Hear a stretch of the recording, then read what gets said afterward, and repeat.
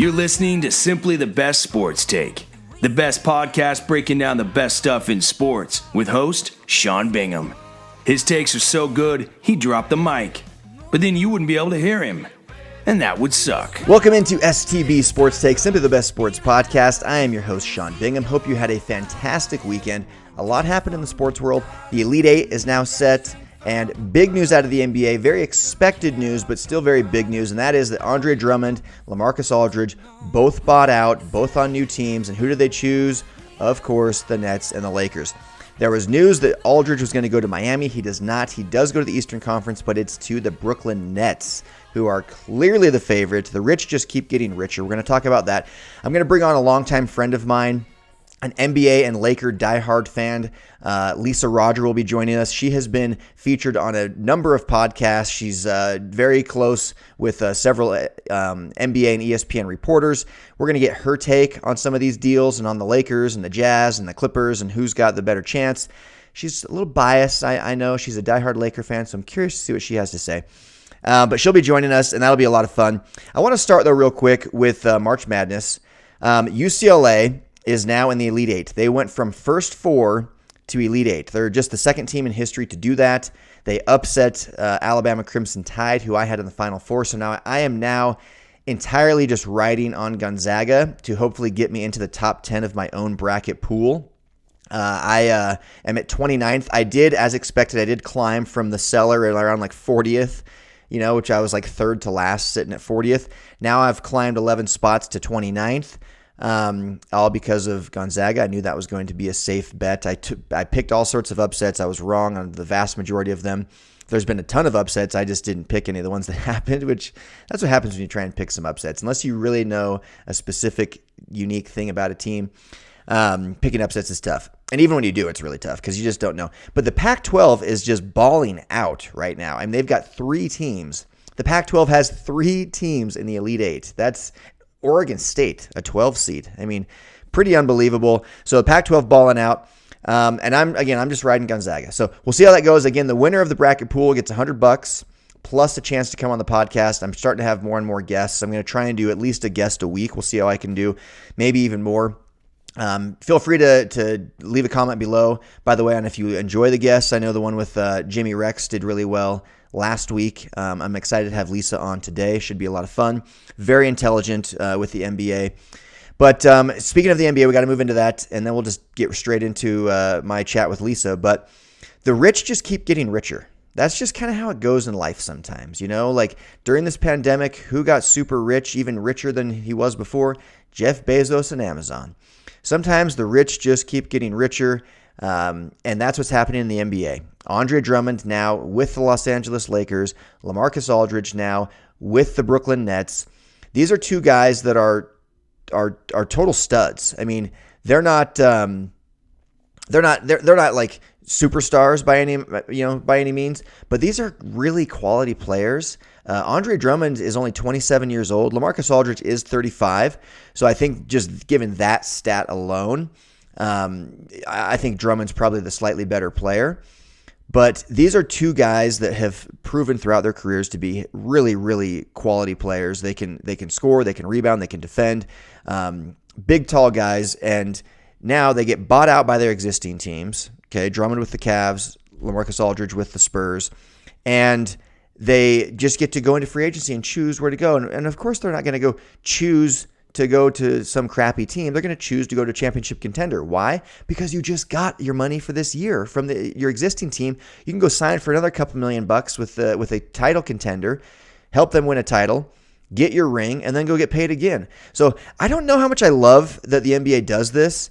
Like, none of these guys are ever choosing the Jazz. They're never choosing the Spurs. In fact, they're leaving the Spurs. They're never choosing the Blazers. They're never choosing these smaller market OKC. Like, they're choosing Lakers, Nets, Heat, Knicks. Like, it's just big market teams. And so part of me wonders if the NBA should do something about this and have a little bit of a say in where their employees are, because the league really is employing the players, right? Then the teams are the franchises within the league. The league is the main entity. And it feels like they should have a little bit more control. There's something to be said about parity in the NBA. If healthy, these teams are clearly the favorites. They already were, and now they even more so are. I mean, you add a healthy Andre Drummond to a healthy LeBron James and healthy Anthony Davis, and you add a healthy LaMarcus Aldridge to a healthy Harden, Kyrie, Kevin Durant. Who's stopping either of those teams? The big question mark is, will they be healthy? Because right now, James Harden is really the only guy playing in Brooklyn, and Anthony Davis and LeBron are both out in Los Angeles. And so a big part of me thinks they're just being super cautious because they know that it's championship or bust for both those teams. I hope with all my heart that they all come back fully healthy just before the playoffs, get some synergy going, get some chemistry, get their legs back under them, and then, meet in the championship. Well, obviously I hope the Jazz get there, but from a pure basketball perspective of what would be the absolute best product on the court, it would be a super healthy Lakers versus a super healthy Brooklyn Nets, because those are the two best teams, and they just got better. The rich keep getting richer. So the Vegas odds, in fact, I've got them here. I'm going to click it as we speak till I get the freshest, newest results on the Vegas odds for winning a title. The Brooklyn Nets now are they're still in first at a plus 275, so they're 11-4 odds to win the title. The Lakers are second at 3-1 odds. Clippers are third, kind of a pretty distant third now at 11-2. Brooklyn and Los Angeles right there neck and neck to win the title. I think if you see Kevin Durant come back, you're going to see the Nets' chances go up even higher.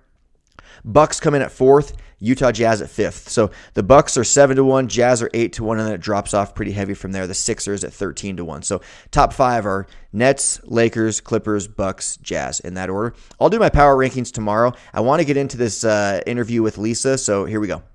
Liese, thank you for being here. This is a lot of fun. We've had some fun memories together, and you're now on the podcast. Are you excited or what? Yeah, I'm pumped. This has been great. I mean, you've been doing the podcast for a little while, and I've been listening to it and, listening as your friend, supporting you. So yeah, to be a part of it this time. Yeah, and I've, let it die for a while. I'm resurrecting it now. I'm pretty motivated. So thank you for being on. And you are a diehard Laker fan, yes. Right? Through and through, yes. Through and through. From the Southern California area, and that's where you are right now, yep. Right? Mm-hmm. So why the Lakers, not the Clippers, huh? Why are you even asking that question? The question answers itself. It does.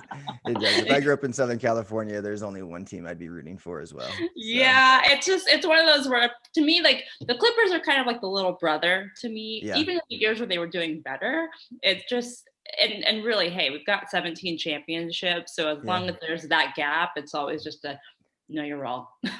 Were you nervous last year at all with all the Clipper hype? Were you nervous that the Clippers were going to come in and, hang their own banner eventually? No, just because of the drama that they had on their own team, and just like how the Lakers team dynamic was, I wasn't worried about it. It's time. And I mean, of course I had some moments where I was a little nervous, but I had just keep reminding myself, I'm like, at the time, like, we have 16. It doesn't matter if they get one, we'll always have more. Yeah. It's funny. Like, the Clippers were so high on everybody's list last year, mine included. And I do think, and I actually did not plan to talk about this, but it's kind of just naturally going that way. I've said on the podcast before, the bubble championship, there's an asterisk next to it for me. I hate to take that away from you guys. You did win the championship that was up for grabs that year, but it's not the same. I mean, there was a 5-month break in the middle of the season, or really right towards the end of the season. Yeah. And then you're in this bubble where it's kind of like a glorified AAU tournament, which I played in as a kid. And it very much was like that. You're all like in these hotels near each other. You're there for a while. And so no fans, no traveling, a lot less pressure, in my opinion. But the Clippers, either way, they just completely fell apart and stunk it up. But big trades happened in the last few days, which is why I really wanted to get you on the podcast now. And it kind of just feels like the rich keep getting richer. That's something I've talked about before, just before you hopped on here. Right. The Nets, they just keep signing everybody. I just can't wait to see who comes out of retirement now to join them next, But so they get LaMarcus Aldridge, and the Lakers pick up Andre Drummond. And so I just want to get your thoughts on those two pickups. They weren't trades. They were both bought out by their teams and kind of picked up in free agency, essentially. So let's hear it. So, I mean, in regard to the buyouts, I mean, for me, it's a little annoying, and right, because really with the buyouts, you have to be on a team that's sucky enough where they're willing to give you up, but you're good enough as a player to help out whatever new team you're going to. But I do have a problem with when it is these all-star level players. And in the case of the Nets, I mean, they have this opportunity to go form a super team. And granted, I'm sure people have receipts from my own Twitter or come after me on my thoughts on that. But mostly it's, I mean, maybe I turned a blind eye to some super teams if my favorite players are on that. But I mean, it's frustrating. I mean, I feel like all season long, it's really just been like, okay, the Nets just added so-and-so. It's like they've got Harden now. And then they have Blake Griffin with his buyout a couple weeks before. And then you've got LMA. So it's a little frustrating to kind of see that, but I will say that in regards to Drummond, I mean, again, I'm petty. So I'm just happy that he chose the Lakers over the Celtics. So for me, that's a win any day. Yeah. So be honest here. Who would you have rather gotten, Aldridge or Drummond? I mean, it's hard. I think that Drummond fits in well with, I think, the Lakers defense. I think also he can be a little too extra. Yeah. He tries to take certain shots and they never go in. He takes terrible shots. Yeah. He has terrible 2-point, percentage. But I think that with the Lakers team being very big heavy, it's going to limit his minutes anyways. I think right now with some of the issues, just from the health and safety protocols with Gasol, they'll just kind of be able to slip him in. But I think he's a great in the meantime player. It makes room for as soon as AD is back, and that's great. And they'll just kind of be able to rotate. So I think it is a good move. But I think overall the better player is Lamarcus Aldridge. Okay. Yeah. And I was thinking about this a lot. And the big thing right now is Lamarcus Aldridge is 35 and Andre Drummond is only 27. And if you look at their numbers this year, Drummond's having the better year, but Drummond's always played for really sucky teams. And so he's kind of been relied on to be like the guy. Yeah. And now he'll be probably a fourth option on offense, maybe a third, assuming LeBron and Anthony Davis ever come back. So I actually feel like maybe at this point in their careers, I actually think that Andre Drummond is the better player. He's 8 years younger, and in NBA years, that's a lot of years. Unless you're LeBron James, then you're just an age. But yeah, I think that's a good point. And I do think that paired with the Lakers, I mean, the veterans on that team already, he's going to be able to learn a lot from them. Like you said, prior to that, Drummond was just on really sucky teams and kind of forced to kind of drive the offense. But that's not the role that he should be playing. So I think that he's great above the rim. There's a lot he's going to be able to learn, and hopefully with LeBron there, maybe he'll just kind of give him that look of like, don't take that shot. Yeah. And that'll be enough. So your Lakers, they've kind of, so last year they win the championship, right? And they have the NBA is all going towards the 3-point shot. 3-point shooters, just let's just load up with 3-point shooters. The Jazz, who we got to talk about a little bit, they added another 3-point shooter who nobody's ever heard of, but he's only in his second year. Matt Thomas, I think is his name, right? And the guy can light it up. So the league in general just goes towards the 3-point shot. The Lakers, however, they're kind of going back to 80s, 90s ball and just loading up with bigs. So now you've replaced Dwight Howard and JaVale McGee, who actually helped you win a title last year, and you've replaced them with Marc Gasol and now Andre Drummond. Do you feel like you upgraded there at the bigs, or is it kind of a lateral move? Because Marc Gasol's productivity this year has been pretty awful, actually. Yeah. You know what? It's a good question. I mean, I think it's mostly been just kind of lateral, to be honest. I mean, it's hard to say. I mean, my biggest qualm with the Lakers over the last few years has been the need for shooters. Even when they signed LeBron, they got rid of shooters. They traded for AD, they got rid of shooters. And that's an issue for me. So I mean, we'll see. But they're a big team. They're hard to guard. They're defense. So that they do have that working in their favor. But I mean, hey, if it comes down to the Nets versus Lakers, that's going to be hard too, because the Nets have some bigs that can shoot. So I think, I don't know. Personally, that's something that I struggle with, is the fact that we constantly have a lack of shooters and we're just kind of bringing in lots of bigs, but a lot of our bigs are always getting injured. Yeah. So in some ways they don't have a choice. So let's talk about that real quick. The injuries. I mean, right now we've got the two heavyweights, the Nets and the Lakers, who everybody, myself included, feels like if healthy, those are the teams that are going to meet in the finals. Yeah. But yet we haven't seen the Nets play more than a handful of games with Harden, Kyrie, and Right. all on the court at the same time. Yeah. Anthony Davis has been out for more than a month. They're saying LeBron's going to be out for at least another few weeks. Mm-hmm. I mean, are you worried as a Lakers fan that the LeBron and AD are actually going to be able to make it back in time, or what are your thoughts there? Are you hearing anything? I know you're friends with some of the reporters and things like that. So, I mean, I know you follow all the Laker insider stuff. Like, what's the word there? What do you got? No, I mean, I'm not too worried, honestly. I mean, maybe part of that is me just telling myself that, just more so the fan side of me. I'm like, I'm good. Just kind of manifesting some good energy. Yep.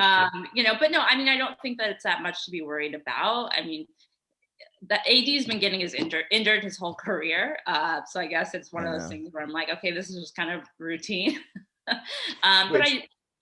That to me, that's kind of what I'm talking about. That's where that last year's title had a huge advantage. You get 5 months off. Yeah. Heal up, and I don't know. Do you think the Lakers are just being super cautious to make sure that they are healthy for a playoff run because they're just not worried about team chemistry? Or is there something deeper here where maybe there's an actual lingering injury that they don't want to talk about? Kind of like Kevin Durant's with the Warriors when it was like, no, it's just a calf strain. We promise it's just a calf strain. They put him in the game and he tears his Achilles, which we all assumed it was from the start, right? So do you think there's something more? Do you have any, or anyway, I just wanted to get your thoughts on that. Because if I was a Lakers fan, I'd be like, guys, like, are you going to come back and play? Because without those two, you guys got no shot without those two. Oh, no, and I agree. And I think if there is something deeper, I'm not as worried about it, given it's the perfect time for those injuries to happen. Mm-hmm. I mean, even with them out, they're playing okay. They're in the, they're fourth in the West, so they'll still be fine making it into the playoffs. But that's still enough time that even, let's say, if they're struggling, I think the team would probably be trying to push them in as soon as possible. But they're not in that sense. They're kind of safe with getting to the playoffs. So I think the more time that they can give AD and LeBron some more time to rest, like you said, to that advantage that they had several months off to be able to go, into the playoffs, it will benefit them, to be able to have that extra rest time. And so I think for now, even with Drummond, he's a great in the meantime player. He's great. So as soon as AD feels like he's good, or even if it's kind of bringing him back with some minute restrictions, it's great to kind of cycle him in. So I'm not too worried about it. If it is something deeper, I understand. And I'm totally cool with that because I think they're set up in a good spot for it. Yeah. So do you feel like the Nets are the only team to worry about in the East, or are you worried at all about the Bucks or the Sixers, if you were to meet one of them? I guess I'm not too worried now that even the Nets have LaMarcus Aldridge. I mean, I think he's going to be great up against Embiid if that's who their matchup is with, So I think he'll be great with defending. I do think it'll be interesting to kind of see where they kind of match up Blake Griffin and LaMarcus Aldridge, because Griffin's playing great. He's playing much better on the Nets than he was with the Pistons. He had no dunks for like a year and a half or something, and now he's just this dunking machine again. Right. The one where he dunked, he got the alley-oop from Harden against the Pistons and then just jogged over and stared down the bench as he ran back down court. Yeah, I mean, but that's the thing. Griffin right now is playing small ball center, and I think that's exactly where LMA would fit in. Yeah. So I mean, it'll be interesting to kind of see how they work that into the rotation. And like to your point, they really, with their kind of big three, haven't played them all together very many times for us to be that confident in how they'll play out in the playoffs. And I mean, we know how Harden is in the playoffs; he doesn't really show up. So yeah. He doesn't, but then Kyrie does, Durant does, it'll just be interesting. It's something I've been talking about a lot on the podcast is just what will their team chemistry be like when they're all three on the court? Because I think Durant and Harden have proven that they can be unselfish. Right. Kyrie's kind of a head case. I mean, the guy just takes time off whenever he wants. I've actually been on Kyrie's case on the podcast, just feeling like, I mean, the guy's getting like unlimited PTO. And I think the league needs to crack down on this kind of thing. It's like they're making all their money. I don't even want to get on this tangent, but the league makes all of their money from fans and media. Yeah. But yet the fans and the media are the ones that suffer. All of the money comes from the fans and the TV networks to the franchises, and then from the franchises to the players. But then they can just do whatever they want and not play. And then the networks get screwed because now the ratings go way down because none of the stars are playing, and the fans get screwed because the people they wanted to see, the product they wanted to see on the court isn't there, but then the player still gets all of their money. You know, it just seems like a kind of a raw deal, but I'm a little bit worried for the Nets with Kyrie because I think he is a little bit of a drama queen, a little bit of a diva, a little bit of a head case. So I think the Lakers have a lot less to worry about when it comes to team chemistry come playoff time without having played a ton together, because LeBron and AD are like the perfect match. They're like literally a match made in heaven for each other. And we just don't know if Kyrie is that with Harden and Kevin Durant. Right. And I think those guys are going to know their place, meaning Blake Griffin and LaMarcus Aldridge. They know their place. They're not in that big three at all. Right. Yeah. So it'll be interesting. It'll be really interesting. Okay. A couple other things we wanted to talk about here. The Jazz, my Utah Jazz. And I actually, so you and I went to a Jazz Lakers game together once. Do you remember this? Oh, we sure did. And I have a little bit of, something I want to share with our viewing audience. Just a little video I have here. This is after the game. Just leaving the Jazz game here. The Jazz just beat the Lakers. Lisa, how do you feel? All right, that should just about sum it up. Yeah, we should note that I'm moving my mouth, but nothing is coming out. It was just, I didn't know what to say at that point. A lot of disappointment, okay? Another fun video I found, by the way, from that night. The Yellow Card concert was that very night, as you may recall. Oh, yeah. And okay, okay, you got to check this out real quick.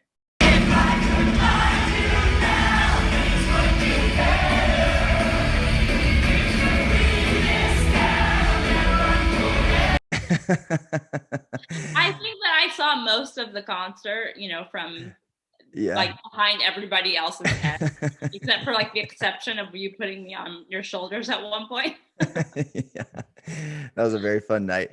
But the Jazz got the better of the Lakers that night. That, of course, was like 5 years ago. But the Jazz are pretty good this year. Yeah. Okay. They're number one in the entire NBA for both their record, their point differential, and the number of wins against plus 500 teams. So by all metrics out there, the Jazz are really freaking good this year. So my question to you is, as a non-bias, you're obviously not a Jazz fan, right? I mean, you like the Jazz, but they're distant to your Lakers, right? Or do you like the Jazz? I mean, you kind of like them. I mean, I kind of have a phrase I use because I get asked this question a lot. As I always tell people, like, I'm married to the Lakers, and the Jazz are kind of like the Jazz are like my side chick. But like, listen, the Lakers just brought me a championship, so we are happily married. There are no issues at the moment, so I don't really have to look that way. But how offended are you that I say there's an asterisk next to that last championship? Listen, because it's your podcast, I'm being respectful. No, say it. Come at me. I want you to. No, here's how I feel. Like, I understand your point of, they had a few months off, they're able to rest up. And to the advantage, especially with the rookies, that helped them a ton because it's almost like they're going into their second season in a sense. Do you not feel like it especially helped LeBron? The guy's like 98 years old, still somehow like has endless energy, but it feels like it would start to run out, and then he gets to fully rest up and come back as healthy as can be. I'll let you keep going, but that's where I think it was a huge advantage was for LeBron. Sure, but I mean, I feel like that's just, LeBron could take a week off and the same thing would happen. I don't think he's human, so there's that. Yeah. But no, I think going into the bubble, it wasn't necessarily the same continuation of the season. I think it really was at that point cutting it off to just the best of the best. So I don't see it as an asterisk because I'm like, well, you took it from that point of who was going to make it anyways, so even if they all got to rest up, it didn't matter because all of the best were getting the equal amount of time to rest, and then you put them all in. And so it's almost taking it to the next level, in my opinion, where it's like, okay, you've got the greatest of all time here together, at least in our season. And then we all rested up. And now we take it, beyond. So I think it's even, we got to see them at an even higher level. I mean, yes, there aren't the same kind of no fans to get there. Yeah. And yes, I know that for them, that was the hardest part. There is an energy that you play off of having the fans there, but I think also given the time, that wasn't a possibility. Yeah, it wasn't a possibility. I get that. But LeBron is kind of a late game free throw disaster. And having played basketball, just at the high school level, people all watching you and staring at you. Like, the reason a free throw is hard for people that are really good basketball players, like LeBron James, who's like one of the greatest to ever play, but he's like a very below average free throw shooter, especially a late game. In fact, there's some stat, I don't have it right here handy, but I know that when it comes to like late game free throws among guys that you would consider superstars, he's like the worst of all time. Okay. Right.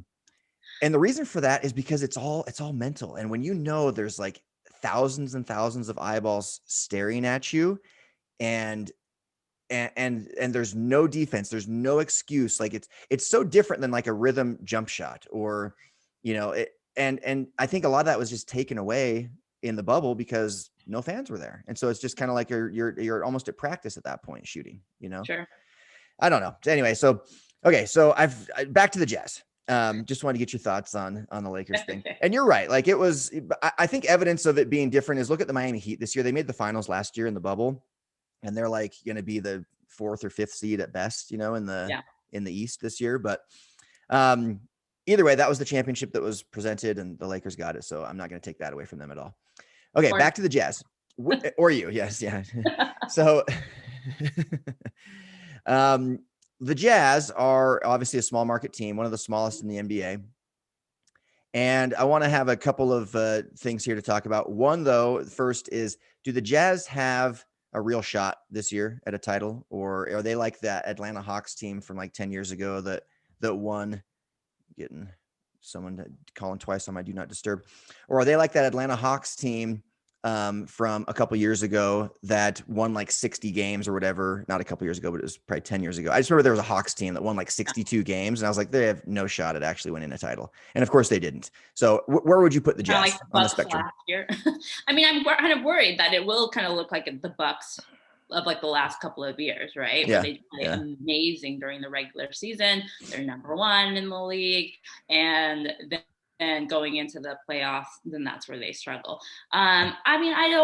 It's hard to say. I don't know where to judge it, because, and not to like the Jazz, but they haven't won a championship, so I don't really know what to expect past a certain point. Mm-hmm. And so I don't know.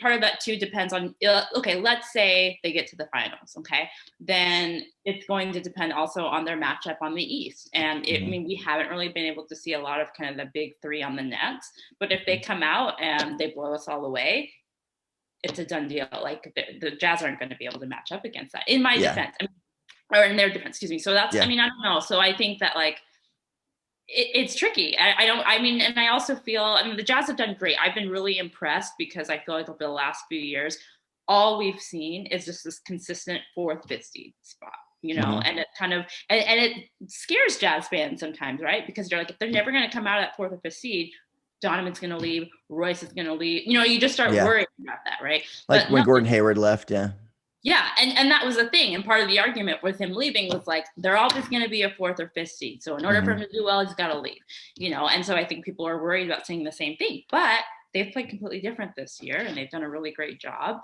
So I'm interested to see. I feel like I can't give the best answer for that, because I don't know. I don't really have much to compare it to. And I think while everyone here, or at least in Utah, was paying attention, during the Stockton Malone days, my head was just elsewhere. Kobe had just come on, so I wasn't paying as much attention.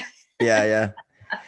And I don't disagree with you. I've said before on the podcast that the Jazz have not proven anything. They've proven to lose in the second round, and that's kind of the best they can do. We haven't made a Western Conference Finals since Darren Williams, Carlos Boozer days in like 2008 or 9 or whenever it was. But I do think this Jazz team is pretty legit. And this is a year where I feel like it's actually more open than people realize. Obviously, if, and it's a huge if, and that's why it's more open, if fully healthy, the Lakers and the Nets are on a, collision course to meet each other, but neither of them is fully healthy. And it's their very best players that are not healthy. So if something, and I look at that Raptors championship of 2 years ago, they have no shot at winning the title if Kevin Durant stays healthy, if Klay Thompson stays healthy, but they didn't. And so the Raptors get a title. Yeah. So this is a year where the Jazz or the Bucks or the Sixers or the Clippers, for that matter, could sneak in and do it in that regard. But that's probably their only shot, is if one of those teams or both of those teams is not fully healthy. That's my opinion. I hate to admit it, but that's my opinion. Yeah. Okay. I want to talk about one more trade. And then we're going to get into your Lakers Mount Rushmore, which I know you're probably excited to share. So I just mentioned the Clippers, and I forgot to ask you earlier. Obviously, Rajon Rondo was with the Lakers last year for their championship run, went to the Hawks, was probably like a mentor to Trae Young for a while, didn't put up big numbers at all. In fact, he's had a horrible season. Mm-hmm. But I think he probably was there more to mentor a Trae Young, and Trae's actually playing quite a bit better now. Hawks are winning games. They're actually, it looks like they're going to make the playoffs. But now they've gotten rid of Rajon Rondo, and he is now with the Clippers. Do you feel like that's a solid addition? Did he help the Lakers last year much? Is he going to be having some sort of insider info to give to the Clippers on how to beat the Lakers? Like, what are your thoughts on that deal? I mean, listen, when he got injured with his hand, with the Lakers going into the playoffs, I mean, they definitely felt that, and his return made a big difference as well. Yeah. So, I mean, he was great, but I don't know. I mean, I think that he'll do well on the Clippers. I mean, it's kind of hard to say with that dynamic, but I mean, he's got a great relationship with Ty Lue from Boston. And I think a lot of times, especially with that Clippers team, or at least I know that it's kind of dismantling some team things, but they need a good team dynamic. Mm-hmm. And, Rondo's presence for the Lakers, really helped out there as a veteran, clearly with Atlanta. I think he can do the same thing for the Clippers. Is that enough for me to worry about? No, it's more of that, like, I'm happy for you. Glad you're doing well in your life, but that doesn't impact me. You sound like Snoop Dogg. Every time the Clippers are brought up, he's like, not worried about it. Uncle Snoop, he preaches the gospel truth when it comes to the Lakers. Okay, let's get into your Lakers Mount Rushmore. I'm very interested to hear who you've got on this, because before you reveal it, in my mind, I'm like, does LeBron make the Mount Rushmore of Lakers? Because he's the best player to ever play for the Lakers, but is he a Laker legend, or is he more of a Cavs legend? Is he more of a Miami Heat legend? I'm interested about that. Wilt Chamberlain played there, Kareem Abdul-Jabbar, Magic Johnson, Shaquille O'Neal, Kobe Bryant. There's so many names. Jerry West. I mean, the list could go on and on. Elgin Baylor. So let's hear it. Who's your Lakers Mount Rushmore? For those that don't know, she gets 4 players. Here we go. This was probably the hardest of all the questions that you asked me because, like, all the players you just named, it was kind of having to narrowing it down. Uh-huh. But spoiler, LeBron is not on my Mount Rushmore. Okay. I think that's the right choice, because he's only been there for, this is his third season. Yeah. His first year, he didn't even make the playoffs, and second year won a title, and he's in his third year. But anyway, go ahead. Let's hear it. Yeah. I mean, so that's the biggest thing. Number one, and most of it is going to have to do with impact. And I also think that depending on which era you're asking, like this Laker fan grew up in, is probably going to impact who they choose on their. As it should. Yeah. Right. Like I think my dad would probably say differently. Yeah. But mine is Kobe, Shaq, Magic, Kareem. So can't argue with that. Yeah. So and those are hard to argue with. And I think that some people might switch out Shaq maybe with Jerry West, or who knows? No, you got to have Shaq in there. 3 finals, 3 titles, 3 finals MVPs. He won his sole league MVP while with the Lakers. I mean, yeah, Shaq's got to be on there. Who's the greatest Laker ever? Oh, that's not fair.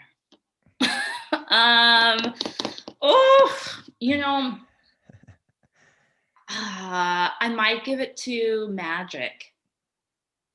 I would agree. I think Magic, and everyone would say Kobe. I don't know if they would have said Kobe, before he passed. It's one of those things, but he's right there. Actually, Magic did say Kobe before he passed, because Magic's just humble like that.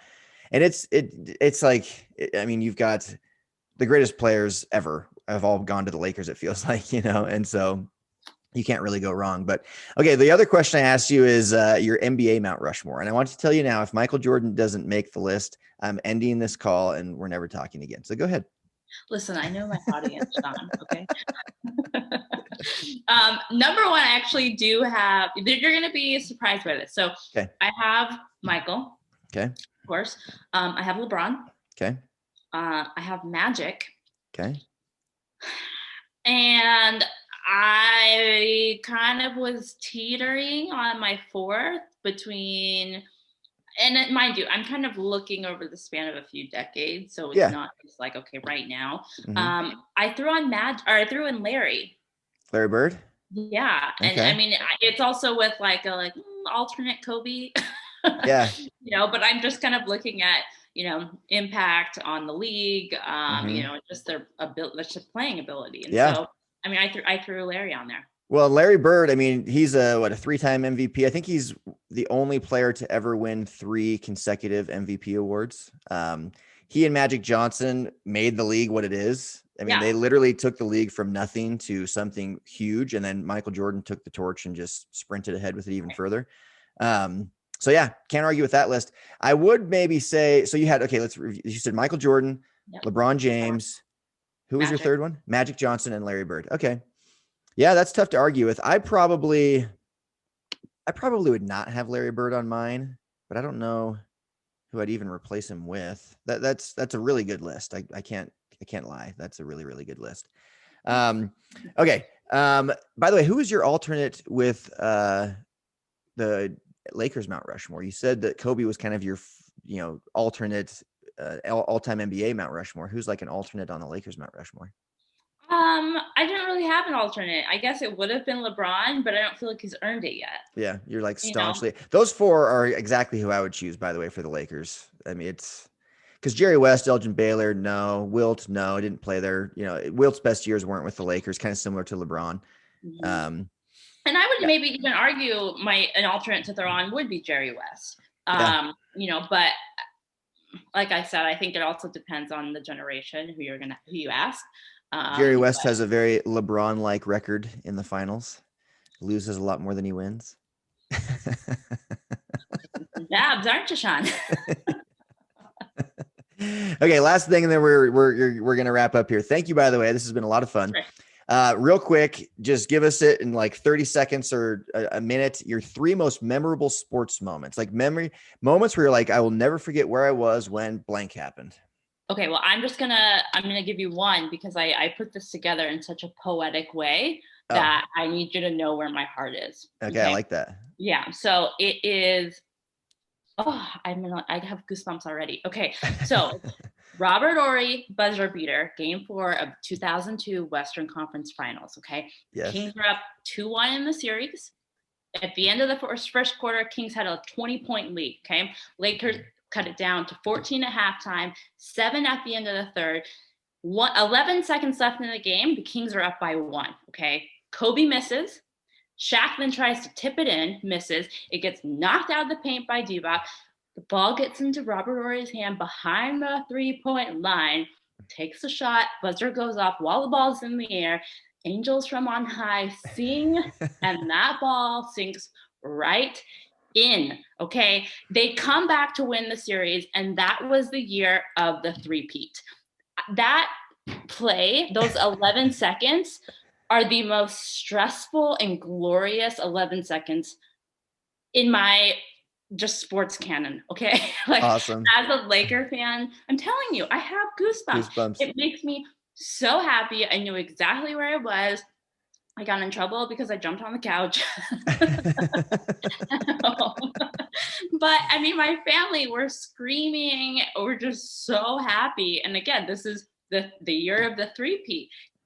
We're on a high and just stoked. So that is my moment. That is forever my moment. Anytime anyone gives me anything else, I'm like, I understand. That was good.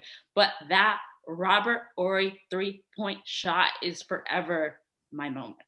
I love that. I love that it's Robert Horry and not, Kobe dropping 81 or something like that, even though those were awesome moments. Yeah. That's a moment that I was not expecting. Robert Horry's 3. I mean, I definitely remember that, and I'm going to actually see if I can find the clip and throw it in here. But That's a watch when you have a bad day. Watch that clip, because when you know the stakes that it took to get there, like I said, they're down 2-1 in that series. If they lost this game, there's no way they're coming back 3-1. Yeah. Okay. Yeah. Just that was the moment. That's a great moment. Liese, this has been a lot of fun. We're going to have to do this again. So thank you a ton for joining us. And thanks for putting up with my list, my Invisalign list. I'm adjusting, but appreciate it. This is a lot of fun, Sean. All right. Thanks, Liese. All right, that is Liese Rodger. Awesome interview. She is extremely intelligent, loves the NBA, loves her Lakers. She held back a little bit, I could tell. I was trying to ruffle her feathers, and talk about the asterisk, which I do feel like there's an asterisk next to last year's championship. I just do. And it's not just because it's the Lakers or LeBron. I actually don't hate the Lakers, and I certainly don't hate LeBron. I love LeBron. I hope he keeps playing for another 10 years. But I do feel like there's an asterisk. But anyway, she handled it well. Thank you, Liese. Be sure and follow her on Twitter, by the way. She's extremely intelligent. She's a great follow, at Liese Bell. And for those on YouTube, I'll put it up on the screen. For those listening, it's spelled so at Liesebelle, at Liese Bell. Okay, so I did look after that was done. I hit the pause button here, and I went and looked up that clip, and I found it, and it's amazing, and I actually got goosebumps, and here it is. 10 seconds, Kobe Bryant against Christie. Kobe Bryant on the move against Christie. In for the right, flips his shot up, no good. O'Neal lays it up, missed it. Ball tipped out to Horry, a straight on three. Good! The Lakers have won! Robert Horry's greatest hits tour continues. Oh, no doubt about it. He's got to be getting a Grammy for that one. Awesome play. I mean, I remember that one too. I don't remember where I was exactly, but I did get goosebumps watching it. That's an incredible play. But not being the diehard Lakers fan that she is, I don't remember the exact location that I was, but that was really cool. It's one of my favorite questions to ask people, is just your most memorable sports moments, and that is a really, really good one. I loved that one. Okay, that's really all the time we have for today, guys. There are 2 games to watch tonight. Obviously, the Elite 8 matchups. We're going to have the Final 4 by tomorrow night. That should be interesting. And then the Bucks and Clippers. I'm excited to see the Bucks and Clippers. These are 2 heavyweights. These are 2 title contenders. According to the Vegas odds, these are the 3rd and 4th best teams in the NBA. And they go head-to-head tonight at full strength. We should see Rajon Rondo make his debut for the Clippers. I'm excited to see how it goes. You guys are awesome. I'll see you tomorrow. I am out. Peace. Thanks for hanging with Simply the Best Sports Take. Don't forget to subscribe to this podcast and check out STBSportsTake.com. Simply the best in sports. 'Cause we are